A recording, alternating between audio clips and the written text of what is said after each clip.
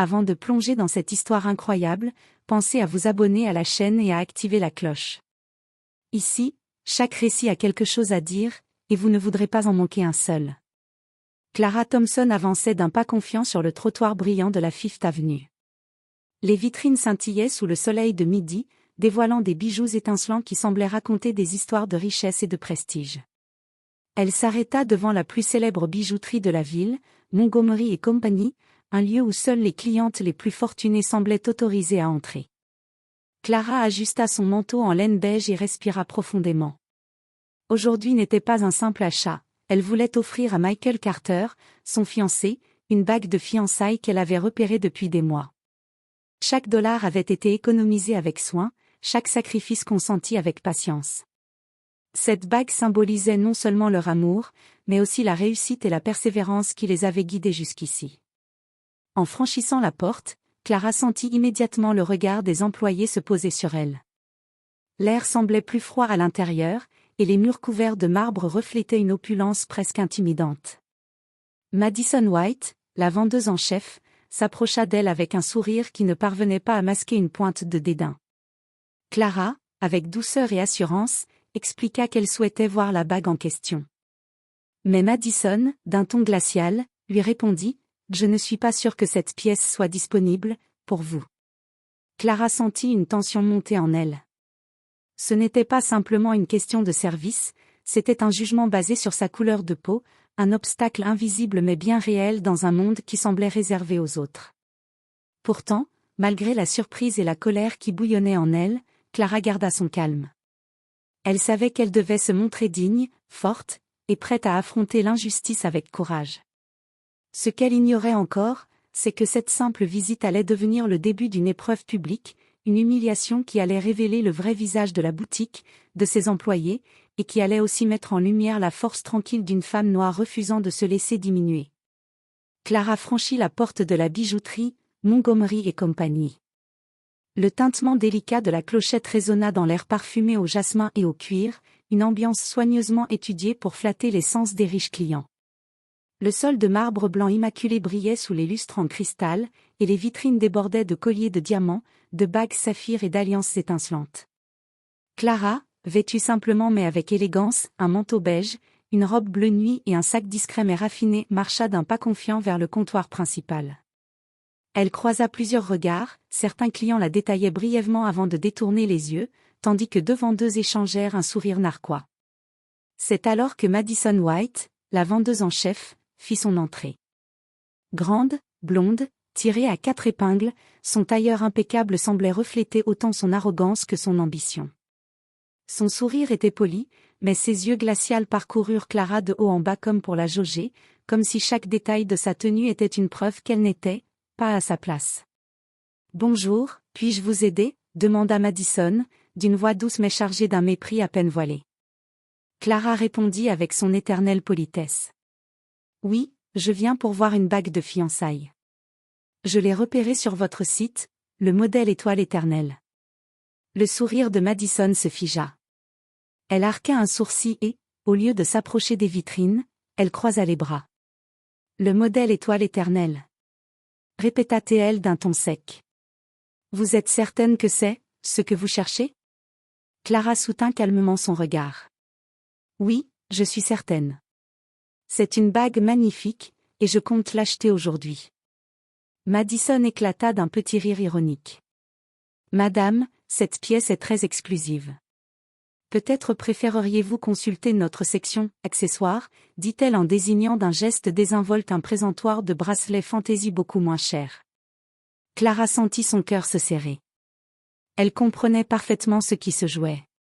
Ce n'était pas une question de bague, ni d'argent. C'était une question de couleur. Mais, refusant de se laisser intimider, elle inspira profondément et répondit avec calme. « Je sais ce que je veux, et j'ai les moyens de l'acheter. Alors, si vous pouviez simplement me montrer la bague, ce serait parfait. » Autour d'elle, certains clients commençaient à observer la scène. Madison, piquée dans son orgueil, se redressa et répondit sèchement.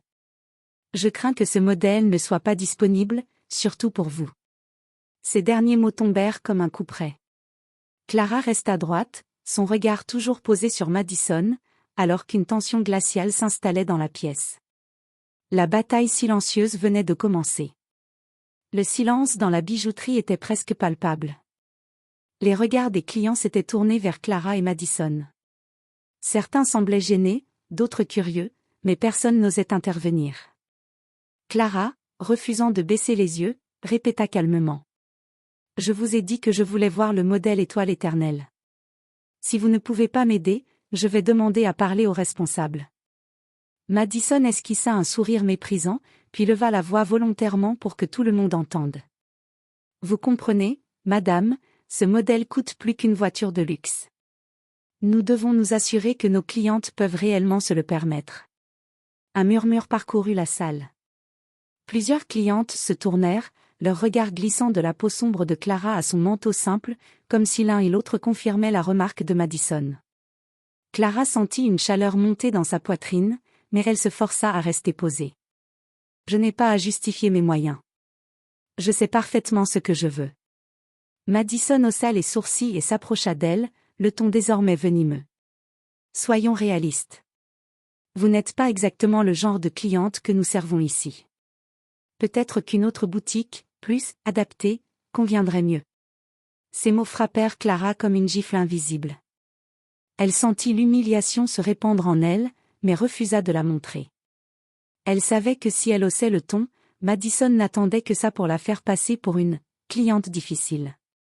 Pire encore, Madison fit signe discrètement à l'agent de sécurité, un homme costaud en costume noir, qui s'approcha avec lenteur. « Monsieur Johnson, pourriez-vous escorter cette dame vers la sortie ?» dit-elle avec un faux sourire. Clara écarquilla les yeux. « Excusez-moi ? Vous êtes en train de m'accuser de quoi exactement ? » Madison croisa les bras et répondit sans détour. « Je préfère prévenir avant qu'un incident n'arrive. Ce n'est pas la première fois que nous voyons certains profils entrer ici avec de mauvaises intentions. » La phrase résonna dans la bijouterie. Les clients comprirent immédiatement ce qu'elle voulait dire. Elle insinuait que Clara était une voleuse potentielle. Un mélange de honte et de rage s'entremêlait en Clara. Son cœur battait fort, mais son regard restait fixe, brûlant d'une dignité inébranlable. « Vous êtes en train de me discriminer ouvertement, » dit-elle d'une voix ferme. « Et vous en répondrez. » Autour d'elle, une vieille dame secoua la tête d'indignation. Un jeune couple chuchota entre eux, choqué par l'arrogance de Madison. Mais personne ne parlait à voix haute. L'agent de sécurité s'approcha encore, prêt à obéir à l'ordre de Madison. Clara savait qu'elle se trouvait au bord d'une humiliation publique encore plus violente. Mais elle décida de ne pas céder.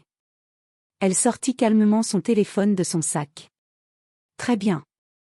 Puisque vous refusez de me servir, je vais appeler mon fiancé. Je suis certaine qu'il saura clarifier les choses. » Un sourire assuré se dessina sur son visage, même si ses mains tremblaient légèrement. Madison, croyant avoir gagné, leva les yeux au ciel. Mais elle ignorait encore que ce coup de téléphone allait tout changer. Clara tenait toujours son téléphone en main, mais avant même de composer le numéro de Michael, elle décida de tenter une dernière fois de raisonner Madison. « Écoutez, » dit-elle d'une voix calme mais ferme, « je ne suis pas ici pour causer des problèmes. Je suis simplement venue acheter une bague pour mon fiancé. Une bague que j'ai économisée pendant des mois pour offrir. Vous n'avez aucune raison de me traiter de cette façon. » Madison ricana doucement, un rictus méprisant étirant ses lèvres. « Madame, tout le monde prétend avoir les moyens. Mais nous devons protéger notre boutique, vous comprenez ? » Clara fronça les sourcils. « Me protéger de quoi exactement ? De moi ? De la couleur de ma peau ? » La vendeuse soutint son regard avec froideur, puis se tourna volontairement vers deux clientes assises plus loin, comme pour chercher leur approbation. « Je ne fais que mon travail. Nous avons des règles strictes concernant les clients à risque. » Clara sentit sa gorge se serrer. C'était une humiliation claire, publique, et Madison prenait un malin plaisir à la mettre en avant. Mais Clara refusa de se laisser abattre. « Je ne vous demande pas un traitement de faveur, » reprit-elle, « je vous demande seulement le même respect que vous offrez à toutes vos autres clientes. Si vous aviez pris le temps de m'écouter, vous sauriez que mon fiancé est un homme d'affaires prospère. Nous avons parfaitement les moyens d'acheter cette bague, et je suis prête à payer immédiatement. Mais au lieu de l'écouter, Madison éclata d'un rire sec. C'est ça, et je suppose que votre fiancé est milliardaire aussi? Quelques clients pouffèrent de rire discrètement. L'humiliation devenait insupportable, mais Clara garda la tête haute.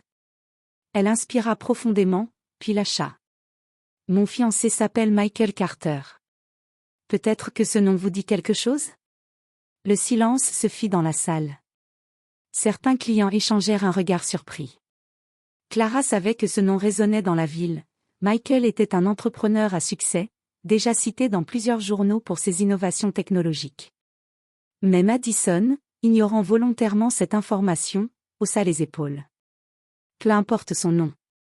Ici, c'est moi qui décide de qui est digne d'être servi. Et vous, madame, vous ne l'êtes pas. Les mots claquèrent comme une gifle. Clara sentit une boule dans son estomac. Mais elle resta immobile, digne, et tapa enfin le numéro de Michael. Très bien, dit-elle avec un calme glacé. Je vais laisser mon fiancé régler ça. À l'autre bout du combiné, la voix de Michael résonna, inquiète. Clara? Que se passe-t-il? Elle ferma les yeux une seconde, soulagée d'entendre sa voix. Tu devrais venir. Tout de suite. Ce que Madison ignorait encore, c'est que ce simple appel allait bouleverser la situation et transformer son humiliation en leçon publique. Quelques minutes plus tard, la porte de la bijouterie s'ouvrit brusquement. Michael Carter entra, vêtu d'un costume sombre parfaitement taillé, son téléphone encore à la main. Sa présence imposante attira immédiatement l'attention, sa carrure athlétique, son regard assuré et son pas déterminé trahissaient l'homme habitué à diriger et à être écouté. Il balaya la salle du regard, jusqu'à croiser les yeux de Clara. Elle se tenait droite près du comptoir, le visage calme mais les yeux brillants d'une colère contenue. Michael s'avança rapidement vers elle. « Clara, que s'est-il passé ?» demanda-t-il, sa voix grave résonnant dans le silence tendu. Avant qu'elle ne puisse répondre, Madison intervint, avec ce sourire artificiel qu'elle croyait professionnel. « Monsieur, votre ami s'est un peu emporté. Nous devons simplement respecter certaines règles ici. » Michael fronça les sourcils. « Emporté ?» répéta-t-il. « Vous l'avez humiliée devant tout le monde alors qu'elle voulait simplement acheter une bague. » Madison soutint son regard, croyant encore pouvoir garder le contrôle de la situation. « Monsieur, il s'agit d'un malentendu. Cette cliente n'a pas le profil habituel de notre clientèle. Nous devons nous assurer. » Michael l'interrompit sèchement. « Non. Ce que vous êtes en train de dire, c'est que parce qu'elle est noire et qu'elle n'est pas habillée comme vos clientes habituelles, vous avez décidé qu'elle n'avait pas sa place ici. » Un murmure parcourut la boutique. Les clients, jusque-là silencieux, commencèrent à chuchoter. Certains hochèrent la tête en signe d'approbation, d'autres semblaient soudain mal à l'aise d'assister à une scène aussi tendue. Madison, déstabilisée, tenta de reprendre contenance. « Monsieur, vous ne comprenez pas. Ce modèle est extrêmement cher et... » Michael sortit calmement son portefeuille, puis posa sa carte bancaire en métal noir sur le comptoir avec un geste assuré. « Je comprends très bien. Et je peux payer cette bague immédiatement. » Le silence se fit plus lourd encore. Madison resta figée, incapable de répondre. Clara, quant à elle, sentit un mélange de soulagement et de fierté en voyant son fiancé prendre sa défense avec autant de force. Mais Michael n'avait pas fini. Il sortit ensuite son téléphone et ouvrit un article de presse affichant sa photo en une, titré « Michael Carter, le jeune millionnaire qui révolutionne la technologie américaine ». Il le posa sur le comptoir, sous les yeux de Madison. « Vous disiez tout à l'heure que ce genre de cliente n'avait pas sa place ici, n'est-ce pas? Eh bien, laissez-moi vous apprendre quelque chose, cette femme est ma fiancée. Et je ne tolérerai jamais que quelqu'un la traite avec moins de respect qu'elle ne mérite. » Un souffle parcourut la bijouterie. Les clients, choqués, sortaient leur téléphone, certains pour filmer discrètement la scène. Madison, blême, cherchait ses mots, mais aucun ne venait. Clara, elle, posa doucement sa main sur le bras de Michael, lui adressant un sourire discret. Elle n'avait pas besoin d'ajouter un mot, sa dignité parlait d'elle-même. Ce que Madison ignorait encore, c'est que cette humiliation allait se retourner contre elle de façon bien plus violente qu'elle ne l'avait prévu. La tension dans la bijouterie était à son comble. Madison, pâle comme un linge, essayait de garder un sourire crispé, mais ses mains tremblaient légèrement. Les clients, fascinés, attendaient la suite, comme s'il assistait à une pièce de théâtre. Michael, toujours debout, fixait la vendeuse avec un calme glaçant. « Vous semblez ne pas comprendre », dit-il d'une voix posée mais tranchante. « Je ne suis pas simplement un client de passage. » Il sortit un autre document de son attaché-caisse, qu'il avait toujours avec lui pour ses affaires. C'était un contrat officiel, portant l'entête de sa société, Carter Technologies. Il le posa devant Madison, ses yeux ne quittant pas les siens. « Ce que vous ignorez, c'est que votre bijouterie, Montgomery et Company, travaille en partenariat avec ma société pour équiper vos boutiques en logiciels de gestion et de sécurité. Je suis le fondateur et PDG de cette entreprise. » Un murmure d'incrédulité parcourut la salle. Certains clients sortirent leur téléphone pour vérifier, et très vite, des chuchotements confirmèrent l'information. « C'est vrai, c'est bien lui. Carter Technologies, je l'ai vu aux infos la semaine dernière. » Madison recula d'un pas, les yeux écarquillés. « Je ne savais pas. » Michael haussa un sourcil. « Bien sûr que non. Vous n'avez pas pris le temps de regarder au-delà de vos préjugés. Vous avez jugé ma fiancée uniquement sur son apparence. Et maintenant, vous allez en assumer les conséquences. » La directrice de la boutique, alertée par l'agitation, arriva précipitamment. C'était une femme élégante, la cinquantaine, visiblement habituée aux crises, mais renvoyant les documents sur le comptoir et reconnaissant Michael, son visage se figea. « Monsieur Carter, je ne savais pas que vous étiez ici. » Michael tourna légèrement la tête vers elle. « Alors permettez-moi de vous apprendre une leçon essentielle, chaque client qui franchit vos portes mérite le respect. Pas seulement ceux qui correspondent à vos clichés de richesse. » Madison, humiliée, baissa la tête, incapable de soutenir le regard de Michael ou celui de Clara. Clara, de son côté, resta droite, fière, sa dignité intacte malgré l'humiliation qu'elle venait de subir. Elle n'avait pas besoin de dire un mot, la vérité parlait enfin d'elle-même. Michael conclut d'une voix ferme. « À partir d'aujourd'hui, je vais personnellement réévaluer mon partenariat avec votre bijouterie. Si vos employés ne savent pas traiter mes proches avec respect, je doute que vous méritiez de travailler avec ma société. » Un silence lourd suivit ces mots. La salle entière savait que l'équilibre des choses venait de basculer. Madison comprenait enfin qu'elle n'avait pas seulement offensé une cliente, elle avait insulté la femme d'un homme qui pouvait briser la réputation et l'avenir de la boutique en une seule décision. L'atmosphère dans la bijouterie était lourde, presque électrique. Chaque client retenait son souffle, attendant de voir ce que Michael allait faire. Clara, toujours droite à ses côtés, gardait son calme, mais son regard trahissait la blessure profonde que cette humiliation avait laissée. Michael, posant sa main sur celle de Clara, fit un pas vers le centre du hall. Sa voix, claire et posée, résonna dans tout l'espace. « Mesdames et messieurs, je voudrais que vous soyez témoins de ce qui vient de se passer ici. » Les regards convergèrent vers lui. Même les employés, jusque-là silencieux, s'approchèrent discrètement. « Ma fiancée est entrée dans cette boutique aujourd'hui pour acheter une bague de fiançailles. Elle savait exactement ce qu'elle voulait et avait les moyens de l'acheter. Mais au lieu de recevoir le respect et le service que tout client mérite, elle a été humiliée publiquement.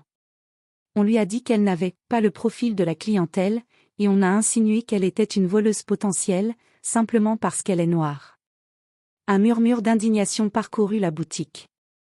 Une vieille cliente à la mise élégante secoua la tête, outrée. Un jeune homme sortit son téléphone et commença à filmer discrètement, conscient que ce moment avait une valeur bien plus grande qu'une simple altercation commerciale. Michael se tourna alors vers Madison, son regard dur comme l'acier. « Vous pensiez que personne ne verrait, que votre mépris passerait inaperçu. Mais aujourd'hui, vous allez assumer vos actes devant tout le monde. » Madison, pâle, tremblait légèrement. « Monsieur Carter, je vous présente mes excuses, balbutia-t-elle. Michael leva une main pour l'interrompre. « Non. Pas à moi. À elle. À la femme que vous avez humiliée. Il fit un pas de côté et plaça Clara en avant. Tous les regards se posèrent sur elle. Elle était magnifique dans sa dignité silencieuse, son manteau beige lui donnant une allure de reine dans cet écrin de luxe qui avait tenté de la rabaisser. Madison déglutit difficilement, puis s'adressa à Clara, la voix tremblante. « Madame, je vous présente mes excuses pour mon comportement. J'ai eu tort. » Clara la fixa un instant, son regard empreint de calme mais aussi d'une blessure profonde. Elle aurait pu exploser, la rabaisser à son tour. Mais au lieu de cela, elle répondit simplement, avec une douceur ferme. « Ce que vous m'avez dit aujourd'hui ne disparaîtra pas avec un mot. J'espère seulement que vous réfléchirez la prochaine fois que vous jugerez une personne sur son apparence. » Les clients applaudirent doucement, certains hochèrent la tête avec admiration. L'instant avait basculé, l'humilié devenait l'exemple, et l'arrogante était réduite au silence. Michael conclut, sa voix résonnant comme un verdict. Si vous ne respectez pas ma fiancée, alors vous ne me respectez pas. Et croyez-moi, cela aura des conséquences pour votre boutique. La directrice, livide, promit immédiatement de régler la situation. Mais le mal était fait. Les clients avaient tout vu. L'histoire, filmée par plusieurs téléphones, allait sortir de ses murs et se propager au-delà de cette boutique. Clara, tenant doucement la main de Michael, sentit enfin un poids s'alléger. Elle avait subi une humiliation, mais elle en sortait avec sa dignité intacte.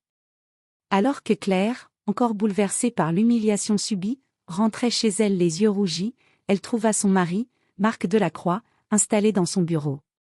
Il était plongé dans des dossiers importants, mais leva immédiatement les yeux en voyant l'état de sa femme. « Claire, qu'est-ce qui s'est passé ?» demanda-t-il d'une voix douce mais inquiète. Claire hésita. Elle avait voulu tout garder pour elle, pensant que Marc avait déjà trop de responsabilités et qu'elle ne devait pas lui ajouter ce fardeau. Mais ses émotions débordaient. Elle raconta alors, d'une voix brisée, la scène à la boutique, la vendeuse hautaine, les clients qui regardaient sans rien dire, l'humiliation d'être traitée comme une intruse, alors qu'elle voulait simplement acheter un cadeau pour lui. Marc resta silencieux, mais ses yeux se durcirent.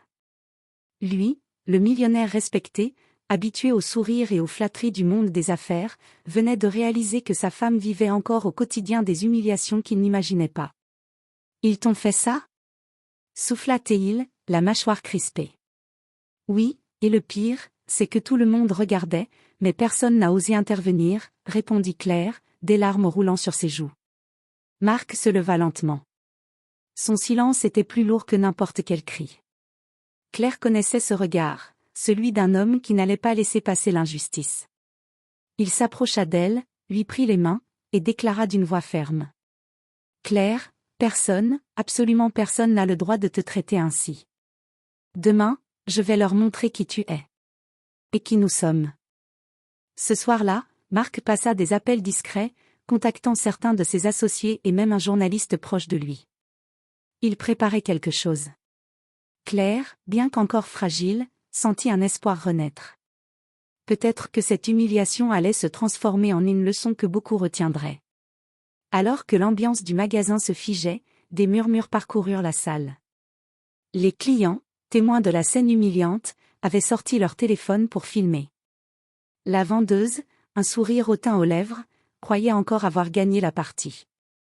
Mais c'est à ce moment précis que la porte vitrée du magasin s'ouvrit avec éclat.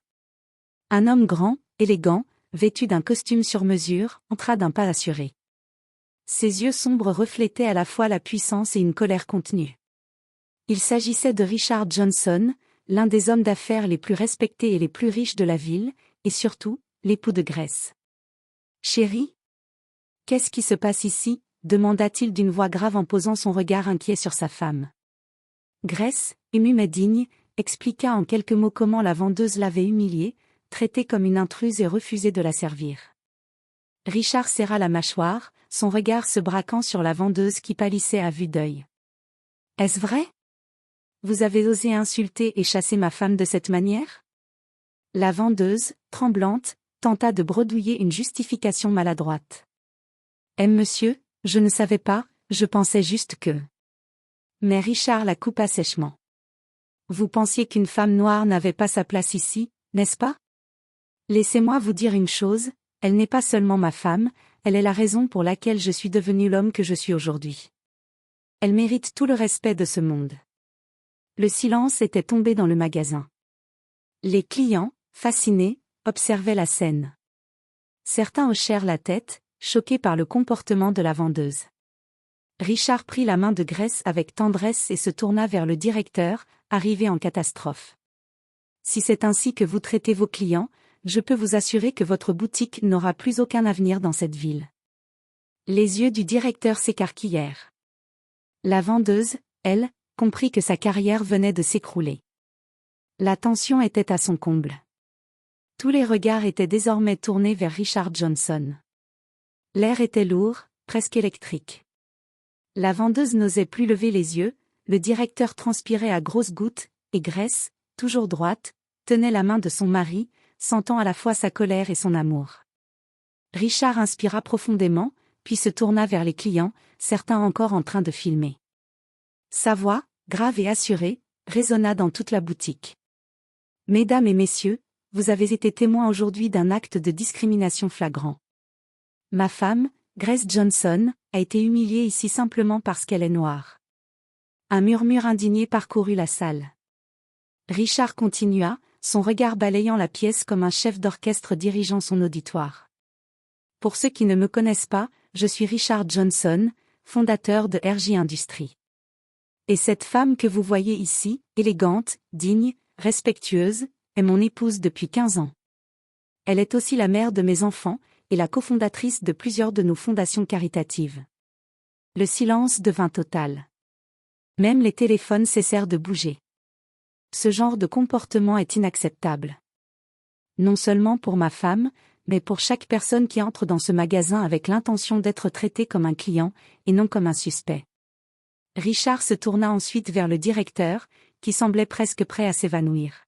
« Je vous donne deux options, soit vous présentez immédiatement des excuses publiques à ma femme et à tous vos clients ici présents, soit je romps tous les contrats que ma société entretient avec vos fournisseurs, et je rends publique cette vidéo dans toutes les chaînes d'information. » Le directeur, blême, s'inclina légèrement vers Grace.